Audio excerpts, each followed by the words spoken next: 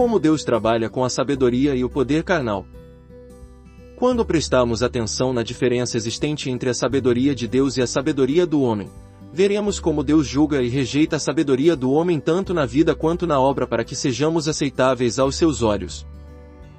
Antes de prosseguir, porém, precisamos, em primeiro lugar, conhecer os 3 aspectos da carne que mais resistem a Deus, pois eles precisam ser trabalhados para conseguirmos fazer a boa obra do Senhor. Quais são esses aspectos? Primeiro, a sabedoria da carne. Segundo, a força da carne. Terceiro, a vanglória da carne.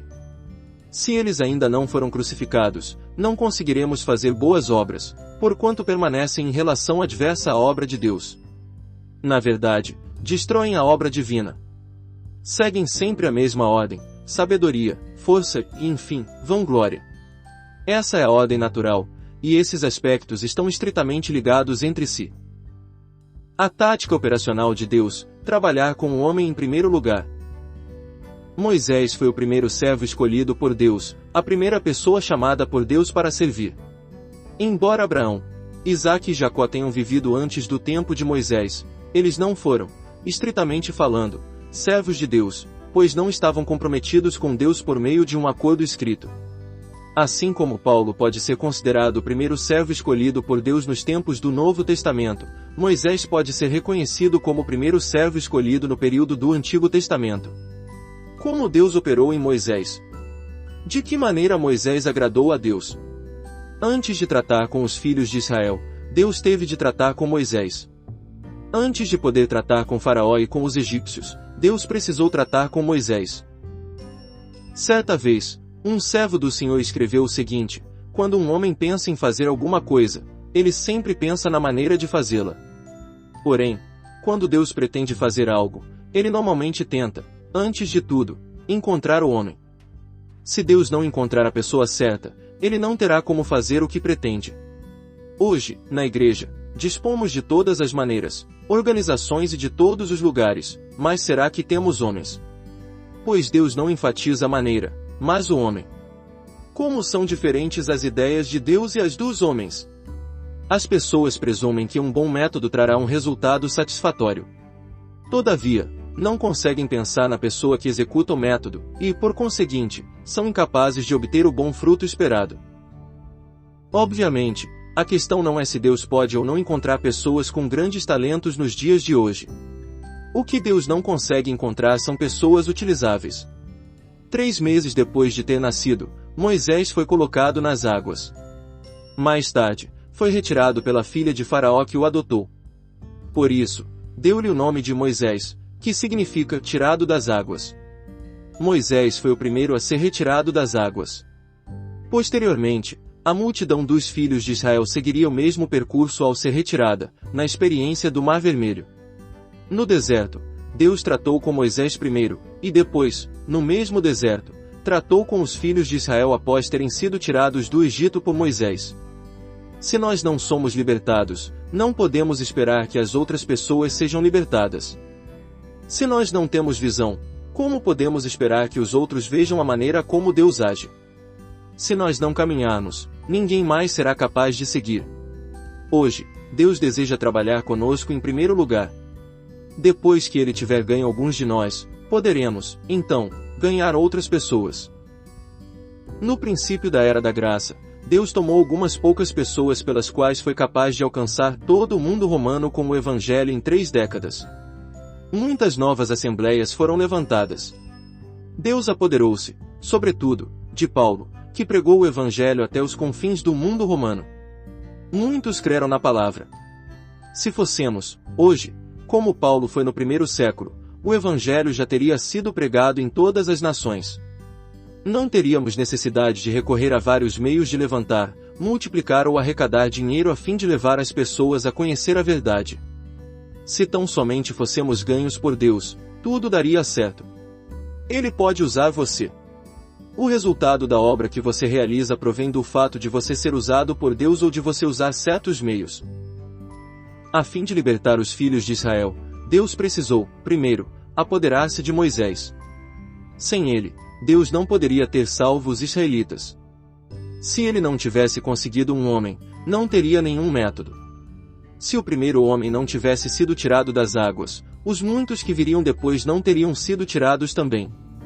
Se Deus não tivesse salvo Moisés primeiro, ele não poderia ter salvo a nação de Israel. O mesmo princípio se aplica a nós hoje. Se Deus não usar você, ele não terá outra maneira. Se o Espírito Santo não tiver a oportunidade de enchê-lo, ele não poderá operar através de você a fim de trazer a salvação aos outros. Você simplesmente não terá poder de fazer a obra, pois o poder e a vida de Deus não têm como fluir. Apenas por intermédio de você, as riquezas divinas podem ser manifestadas. A fim de ser uma pessoa que Deus pode usar, você deve fazer duas coisas: confiar e obedecer. Deus fez uma aliança com Abraão, Isaque e Jacó e nessa aliança, prometeu libertar seus descendentes. Ele viu como os filhos de Israel eram maltratados pelos egípcios e ouviu o clamor do povo. Assim, Deus pretendeu salvá-los de acordo com a aliança que havia feito com eles. Entretanto, percebam, por favor, que, para salvar o povo, Deus precisava encontrar, primeiro, um canal que servisse de ligação entre ele e o povo que salvaria. Em primeiro lugar, Deus teria de conseguir esse canal e, então, poderia operar. Moisés foi o canal usado por Deus, e ele não o decepcionou. Deus foi capaz de usá-lo com poder. Atualmente, muitos crentes têm decepcionado o Senhor, pois ele não consegue usá-los. Deus está à procura do homem do qual ele precisa e o qual possa usar. Deus precisa do homem que conhece a cruz. A qualificação para fazer a obra de Deus não se encontra no estudo teológico, na fé sólida, no entusiasmo e no amor pelas almas, mas no fato de a pessoa estar totalmente tomada por Deus. Ele precisa de homens e mulheres que tenham sido, eles mesmos, crucificados a fim de pregar aos outros a cruz de seu Filho. Paulo declarou: "Por que decidi nada saber entre vós, senão a Jesus Cristo e este crucificado?" 1 Coríntios 2:2. O apóstolo sabia apenas isso e nada mais. Não vamos inferir, de maneira incorreta, que Paulo estava enfatizando a pregação. O que ele realmente ressaltava era o conhecimento. Quer estivesse em casa ou no exterior, quer estivesse sozinho ou com outras pessoas, quer estivesse convencendo indivíduos ou pregando em público, Paulo conhecia a cruz e passou a vida inteira à sombra da cruz. Na época em que vivemos, Deus precisa muito mais de pessoas que conheçam a cruz do que de pessoas que preguem sobre a cruz. Quando Paulo estava fazendo a obra entre os coríntios, ele disse que nada conhecia a não ser Jesus Cristo, e este crucificado. Era assim que o apóstolo pregava sobre a cruz: "Eu, irmãos, quando fui ter convosco, anunciando-vos o testemunho de Deus, não o fiz com ostentação de linguagem ou de sabedoria. Por que decidi nada saber entre vós, senão a Jesus Cristo e este crucificado? E foi em fraqueza, temor e grande tremor que eu estive entre vós. A minha palavra e a minha pregação não consistiram em linguagem persuasiva de sabedoria, mas em demonstração de espírito e de poder, para que a vossa fé não se apoiasse em sabedoria humana e sim no poder de Deus." 1 Coríntios 2:1-5. Por favor, lembre-se de que se você não fizer a obra com o poder de Deus, tudo o que realizar será em vão. Ao pregar o Evangelho, Paulo não usou palavras persuasivas de sabedoria, mas o poder de Deus. Sua atitude era de considerar-se em fraqueza, temor e grande tremor. 1 Coríntios 2:3. Deus deve fazer com que você abra mão da própria sabedoria, inteligência e habilidade antes de poder usá-lo. Hoje em dia, Ele está procurando pessoas que não confiem em si mesmas e não sejam voluntariosas. Se o Senhor encontrar tais pessoas, Ele as usará de acordo com a medida em que não confiam nas próprias capacidades. Contudo, muitas pessoas acham que, por ter a fé ortodoxa e entender a Bíblia, estão capacitadas para servir a Deus. Porém, gostaria de declarar que o Espírito Santo só pode agir por meio daqueles que estão completamente entregues nas mãos de Deus. Apenas esses indivíduos podem ser canais para o fluir do poder da vida divina. Assim como Moisés foi o primeiro a ser tratado por Deus, você e eu também devemos ser tratados por Ele. Se Deus não tivesse trabalhado com Moisés, Ele não teria como trabalhar com os filhos de Israel. Se Deus não tivesse lidado com Moisés, Ele não poderia ter lidado com Faraó e com os egípcios. Se Ele não puder tratar conosco, não terá como tratar com as pessoas do mundo e com os espíritos malignos. Será que já fomos verdadeiramente tomados por Deus? Se sim, Ele será capaz de lidar com Satanás e com as pessoas mundanas. e estando prontos para punir toda desobediência, uma vez completa a vossa submissão. 2 Coríntios 10:6.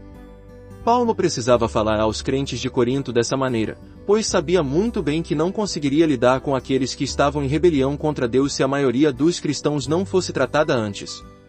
Ele teve de esperar que os cristãos de Corinto obedecessem, e apenas quando se submeteram, conseguiu lidar com os rebeldes. Se os cristãos não tivessem sido tratados antes, Paulo não teria como tratar com os poucos remanescentes. Deus trabalha com Moisés.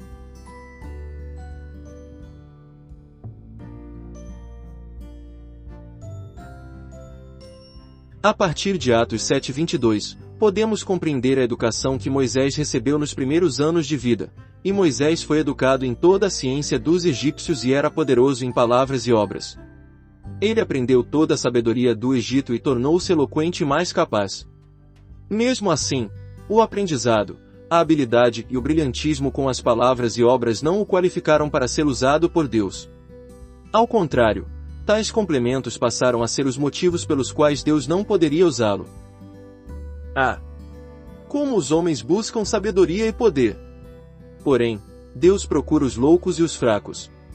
A primeira epístola aos Coríntios fala a respeito da sabedoria e do poder de Cristo.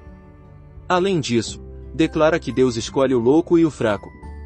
Os gregos buscam sabedoria, e os judeus, milagres que demonstrem poder.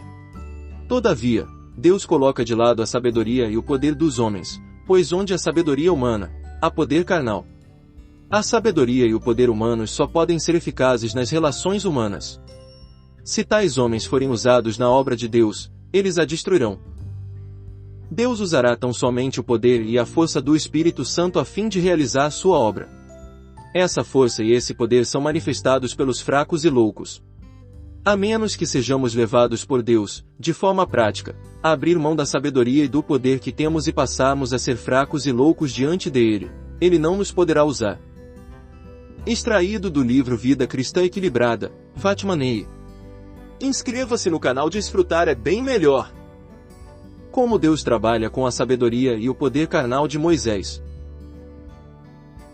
Todos nós já estamos familiarizados com Moisés. Ele tinha eloquência, sabedoria, poder e conhecimento. Ele sentia que poderia fazer alguma coisa com esses talentos. Quando viu um inimigo oprimindo seus irmãos, matou um egípcio com sua força física. Depois, no dia seguinte, descobriu que dois israelitas discutiam. Tentou reconciliá-los e, sem dúvida, pensou que se tratasse de uma tarefa fácil. Para a surpresa de Moisés, ele foi rejeitado por eles, que chegaram a mencionar o assassinato do egípcio ocorrido no dia anterior. Com medo, Moisés rumou para a terra de Midian. O que isso tudo significa?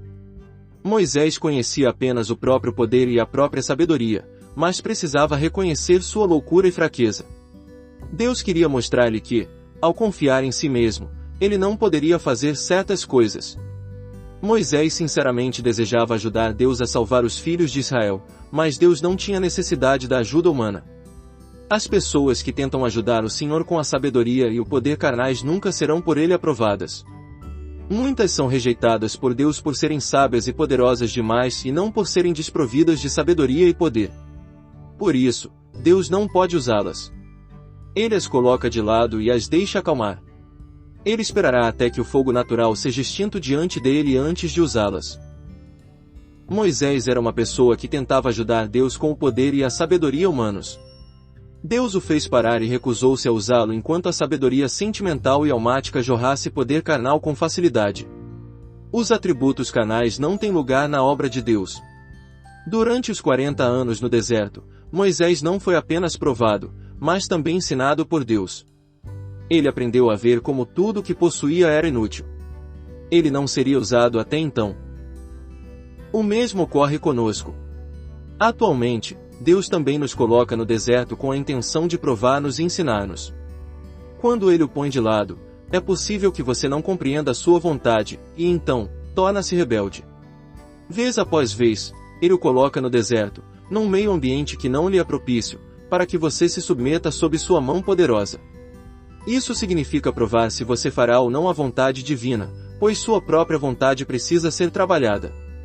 Trata-se de uma crise que você deve enfrentar. A rejeição que Moisés recebeu da parte dos filhos de Israel veio de Deus. O fato de Faraó procurar matar Moisés também veio de Deus. Da mesma forma, a passagem pelo deserto veio de Deus. Depois de ter estabelecido várias comunicações com Deus no deserto por 40 anos, Moisés, enfim, foi ensinado por Deus e percebeu, afinal, sua completa inutilidade. Então, não mais sonhava em salvar os israelitas com as próprias habilidades e não mais se considerava um homem grande e poderoso. Moisés deixou de considerar-se o padrão de alguém que vivia no reino espiritual e, por fim, soube que não conseguiria fazer. Foi a esse ponto que Deus desejou que ele chegasse durante todo o tempo. Admitiu não ter poder.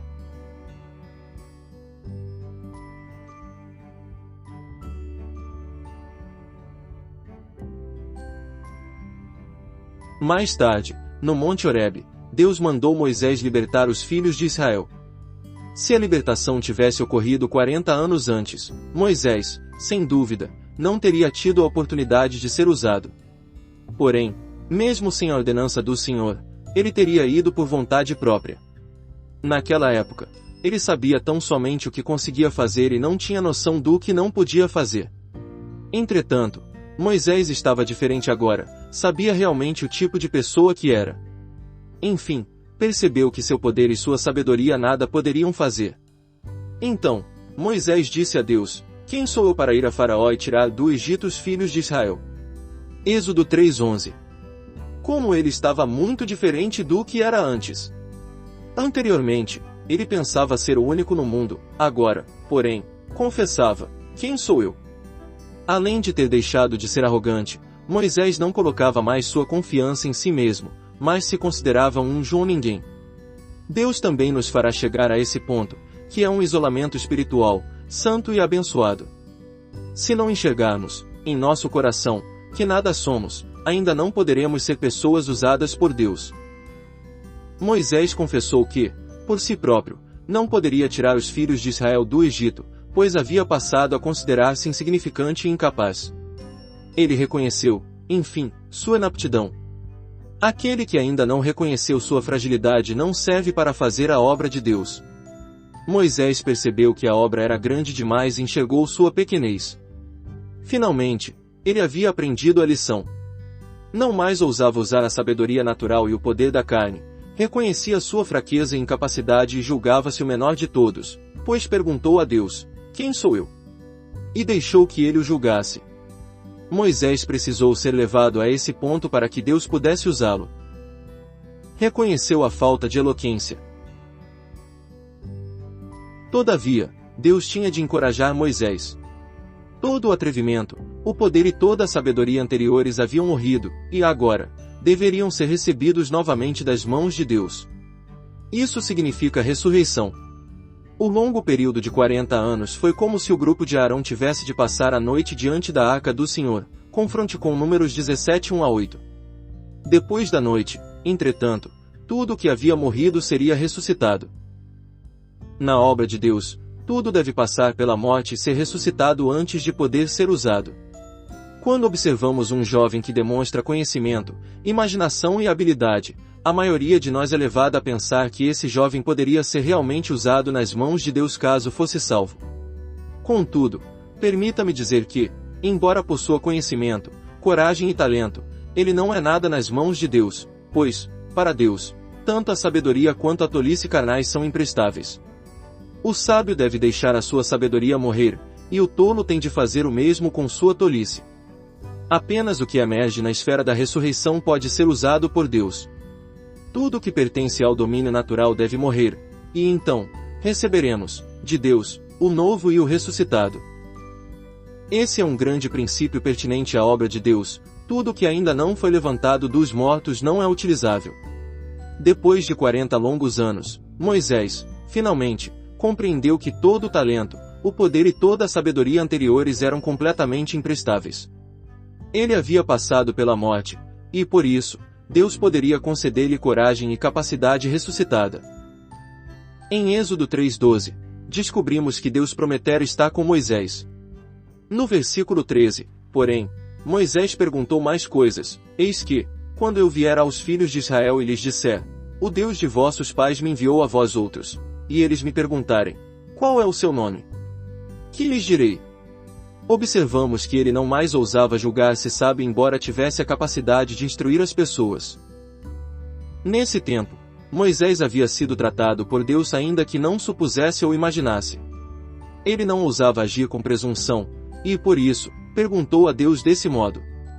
Ele havia aprendido a lição, que não era diferente da que o próprio Senhor Jesus apresentará, porque eu não tenho falado por mim mesmo, mas o Pai, que me enviou, esse me tem prescrito o que dizer e o que anunciar. E sei que o seu mandamento é a vida eterna.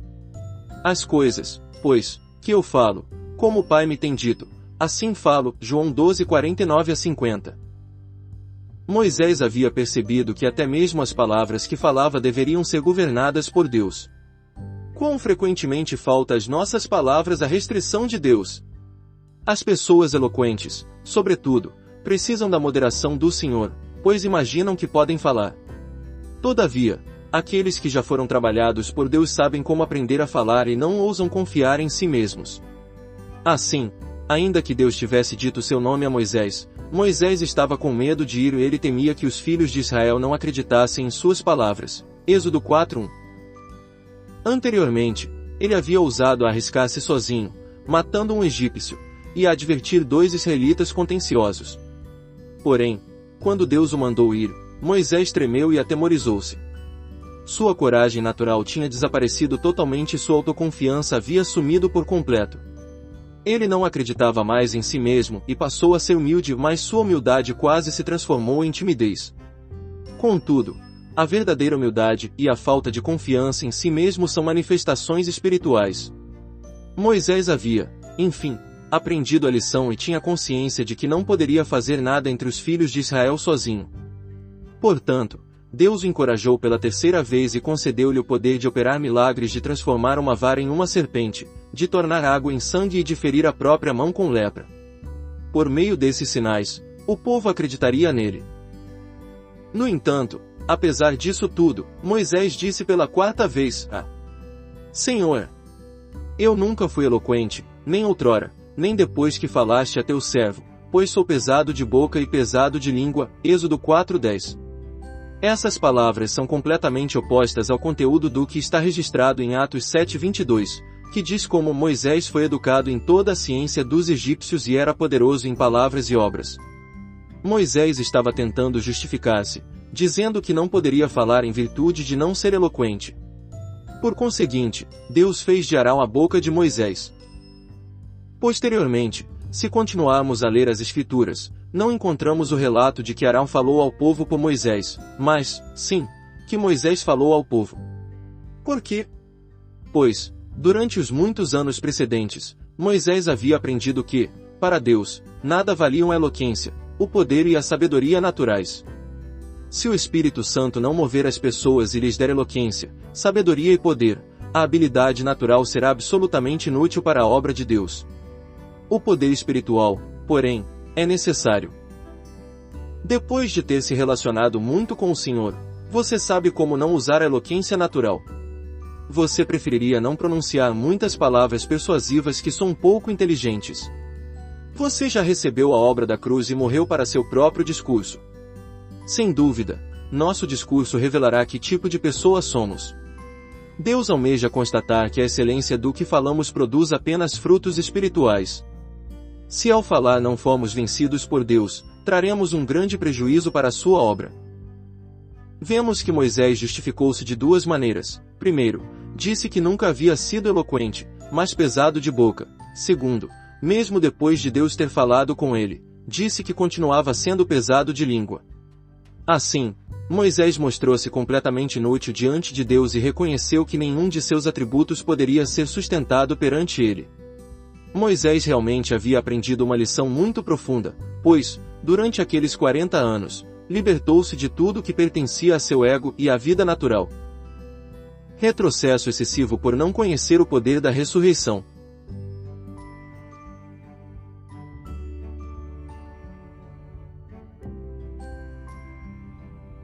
O fato de alguém reconhecer apenas sua própria inutilidade ainda é insuficiente. O importante é conhecer o poder de Deus, e conhecê-lo é a verdadeira ressurreição. Deus queria que Moisés soubesse que fora ele que havia feito a boca do homem. Sendo assim, Deus tentou encorajá-lo. Senhor, envia aquele que has de enviar, menos a mim. Êxodo 4:13. Moisés justificou-se mais uma vez. Quando Deus ouviu desculpar-se, irritou-se com ele. Por quê? Porque, embora o fato de chegarmos a despir-nos da autoconfiança seja muito relevante e altamente aceitável para Deus, se permanecemos parados e recusarmos ir adiante, confiando em Ele, nós o desagradaremos profundamente. Precisamos ter cuidado para não balançar de um extremo para o outro. Se Deus prometeu-nos eloquência, estaremos pecando contra Ele se não avançarmos. Devemos ter humildade, mas não recuar. Devemos ser cuidadosos, mas não tímidos. Precisamos tomar cuidado para não deixar de confiar em Deus e para não confiar em nós mesmos. Deus nos faz passar pela morte com o intuito de erguer-nos. A morte não é o fim, mas a ressurreição é o objetivo. Seremos inúteis se permanecermos na morte e não ressuscitarmos. Moisés quis esconder-se e teve preguiça. Ele chegou a antecipar que seria melhor Deus não o enviar.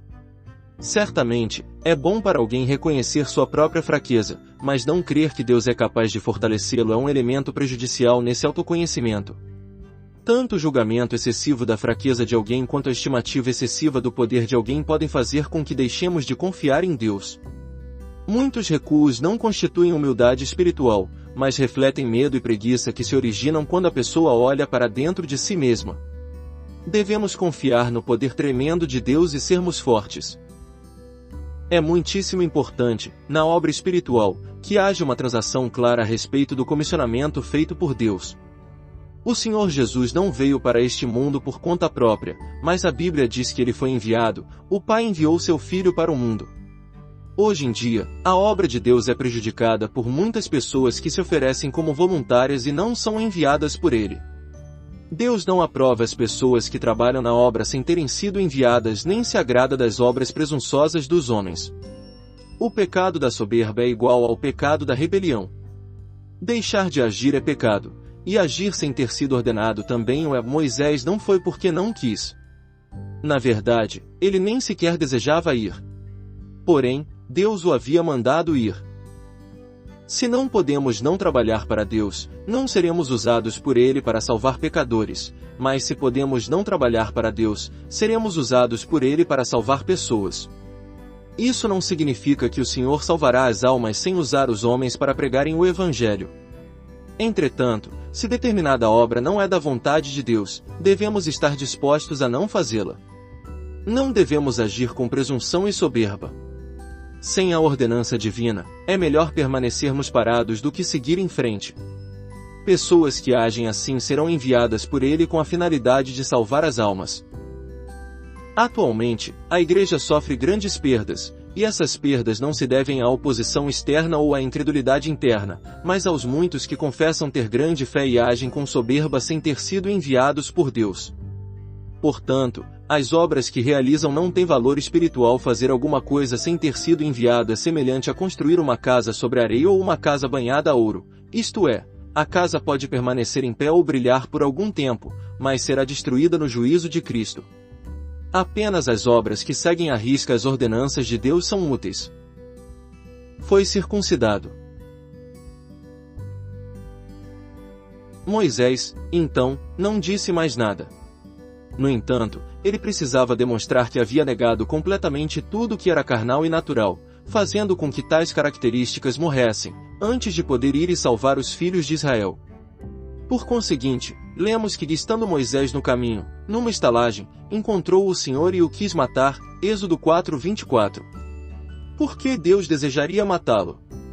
Porque Moisés não estava sob o sinal da aliança, ele e seus filhos não haviam sido circuncidados, o que os fazia iguais aos gentios. Logo, ele começou a fazer a obra de Deus, mas ainda era semelhante a um gentio incircunciso. Deus não poderia deixá-lo ir e libertar os filhos de Israel, portanto, pensou em matar Moisés a fim de mostrar-lhe que sua obra divina não poderia ser feita por uma pessoa incircuncisa.